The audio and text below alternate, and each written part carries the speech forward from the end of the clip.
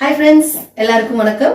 இன்னைக்கு பார்த்தீங்கன்னா மார்னிங் நம்ம வீட்டில் டிஃபன் கிடையாது, சாப்பாடு தான் செய்ய போகிறோம். ஏன்னா இன்னைக்கு துவாதேசி, அதனால காலையிலேயே எங்கள் வீட்டில் வந்து சாப்பாடு சமைச்சு தான் சாப்பிட போகிறோம். சரி, இப்போ முதல்ல என்ன பண்ண போகிறோம்னா காஃபி குடிக்க போகிறோம். இப்போ ஃபர்ஸ்ட் பால் அடுப்பில் வச்சிடலாம். இப்போ பால் ஒரு அடுப்பில் வச்சாச்சு, ஒரு அடுப்பில் பாசிப்பருப்பு வச்சாச்சு. இன்னைக்கு என்னென்ன காய் செய்ய போகிறோம்? இன்னைக்கு வந்து எல்லா காயும் போட்டு தான் காரக்குழம்பு வைக்க போகிறோம். இப்போ இந்த ஊர்லாம் பார்த்தீங்கன்னா துவாதேசிக்கு காயெல்லாம் கொஞ்சம் கொஞ்சமாக கட் பண்ணி ஒரு கூறாக விற்பாங்க. ஸோ இப்போ நான் நம்ம வீட்டில் இருக்க எல்லா காயும் போட்டு தான் நான் இன்னைக்கு காரக்குழம்பு வைக்க போகிறேன். அகத்திக்கீரை வாங்கி நேற்றே எல்லாம் அரைஞ்சி வச்சுட்டேன். அகத்திக்கீரை மண்டி, ஸோ இது நெல்லிக்காய் போட்டு அகத்திக்கீரை மண்டி செய்ய போகிறோம். அதனால் முதல்ல காயெல்லாம் ஃபஸ்ட்டு கட் பண்ணிக்கலாம் எல்லாத்தையும். ஃபஸ்ட்டு நம்ம காஃபியை குடிச்சிட்டு அப்புறம் எல்லா வேலையும் செய்யலாம். இப்போ சாதம் உல வச்சாச்சு, அதுக்குள்ள நம்ம போய் காயெல்லாம் கட் பண்ணிட்டு வந்துடுவோம். இப்போ உருளைக்கிழங்குலாம் தோலை சீச்சிட்டு எல்லாத்தையும் நறுக்கி வச்சிடலாம். கோஸ் எடுத்து வச்சிருக்க, அதுவும் குழம்புக்கா? ஆமாங்க, கோஸும் குழம்புக்கு தான். எல்லாம் சும்மா ஒரு ரெண்டு தான். எல்லா காயும் போடுறதுனால ஒரு 2 இதழ் எடுத்துக்கிட்டா போதும். இது காய் ஃபுல்லாலாம் போடுறதில்ல. இப்போ இதில் என்னென்ன காய் போட்டிருக்க? இதில் வந்து கத்திரிக்காய், கருணக்கிழங்கு, சீப்பங்கிழங்கு, இந்த கோஸு, கேரட்டு, உருளைக்கிழங்கு, அதுக்கப்புறம் நம்ம வீட்டில் என்ன காய் இருக்கோ அதெல்லாம் கொஞ்சம் கொஞ்சம். ஏன்னா கிட்டத்தட்ட ஒரு 30 காய் கிட்ட சேர்ப்பாங்க. வீட்டில் இருக்க காயெல்லாம் செஞ்சுட்டேன். இப்போ சவுச்சவு, அதுக்கப்புறம் வந்து சொரக்காய், வாழைக்காயை கொஞ்சம் கட் பண்ணணும், எல்லாம் போட்டு காயக்குழம்பு வைக்க வேண்டியது. குக்கர் விசில் வந்துருச்சு, ஆஃப் பண்ணிட்டு நம்ம குக்கரை இறக்கிடுவோம். பருப்பு நல்லா குழஞ்சிருச்சு. இதில் கொஞ்சம் மஞ்சத்தூள் சேர்த்துக்கலாம், ஜீரகம், கொஞ்சம் பூண்டு, உப்பு சேர்த்து கொஞ்சம் கலரிட்டு பருப்பு மசிச்சாச்சு. பருப்பை எடுத்துட்டு இப்போ நம்ம வந்து குழம்பு வைக்க வேண்டியதுதான். நம்ம வந்து கடாயை வச்சுருவோம். கடுகு போட்டுக்கலாம், சோம்பு, 2 வெந்தயம், கீரை போட்டுட்டு வெங்காயத்தை சேர்த்துக்கலாம். இப்போ கருவேப்பிலை சேர்த்துக்கலாம், தக்காளியை சேர்த்துக்கலாம்.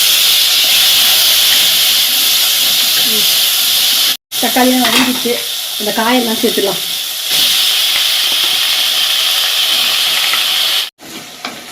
இந்த காயெல்லாம் சேர்த்து நல்லா வதக்கிடுவோம். தண்ணி ஊற்றிக்கிட்டுலாம், ஊற்றிட்டு மிளகாத்தூள், மஞ்சத்தூள் எல்லாம் சேர்த்துக்கிட்டுருவோம். ஒரு 1 ஸ்பூன் மிளகாத்தூள், கொஞ்சம் மஞ்சத்தூள், 1 ஸ்பூன் தனியாத்தூள், உப்பு எல்லாம் போட்டு மூடி வச்சிட வேண்டியதுதான். இப்போ குழம்பு கொதிச்சிட்ருக்கு. நம்ம இந்த கரைச்சி வச்ச புளியை ஊற்றிடலாம்.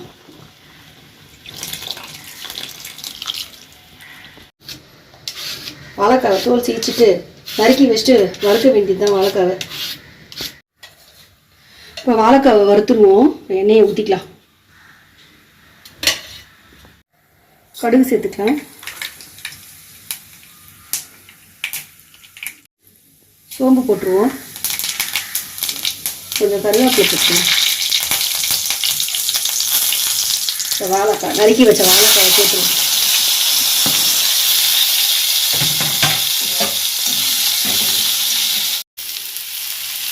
மஞ்சள்தூள் சேர்த்துக்கலாம், மிளகாத்தூள், உப்பு சேர்த்துக்கலாம்.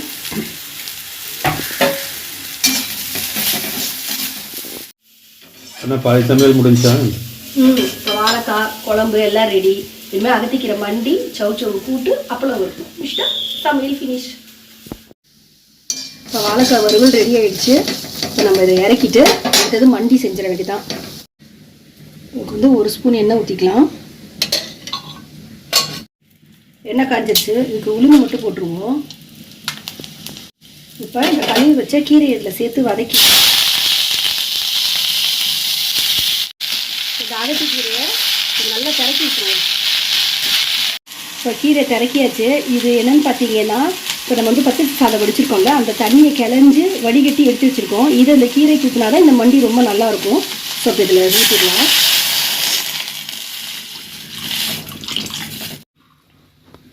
இப்போ குழம்பு ரெடி ஆகிடுச்சு. இப்போ அதை ஆஃப் பண்ணிட்டு வேண்டியதான்.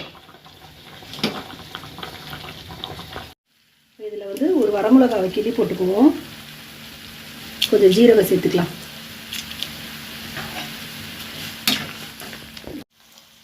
பாருங்க, நெல்லிக்காவை மறந்தாச்சு. மெயினே நெல்லிக்காய் தான். நெல்லிக்காவையும் போட்டுருவோம். பாசிப்பருப்பு கூட்டுக்கு செஞ்சிடலாம். எது பாசிப்பருப்பா? பாசிப்பருப்பு கூட்டு இல்லை, சவுச்சவு கூட்டு.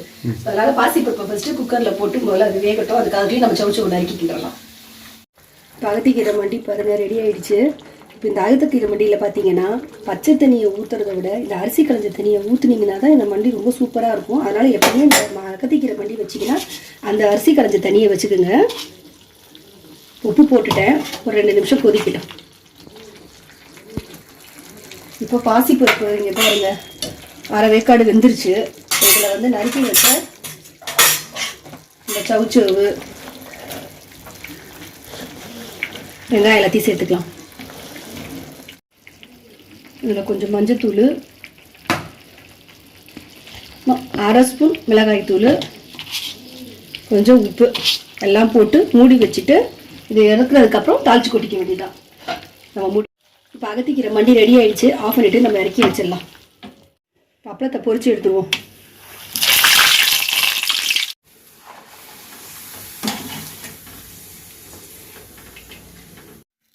இப்போ சவுச்சவு கூட்டு பாருங்கள் நல்லா அவிஞ்சிருச்சு சவுச்சவெல்லாம்.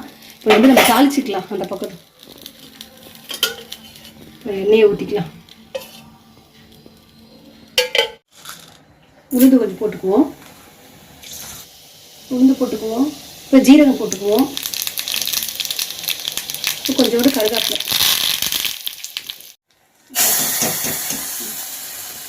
இப்போ சமையல்லாம் முடிஞ்சிருச்சு. காரக்குழம்பு ரெடி. பச்சரிசி சாதம், அகத்திக்கீரை மண்டி, சவுச்சவு கூட்டு, பருப்பு மசிச்சாச்சு, எண்ணெய் வாழைக்காய் வறுவல், அப்பளம். இந்த வீடியோ உங்களுக்கு பிடிச்சிருந்தா லைக் பண்ணுங்க, ஷேர் பண்ணுங்க, மீனு சிறுபிடிக்கு சப்ஸ்கிரைப் பண்ணுங்க.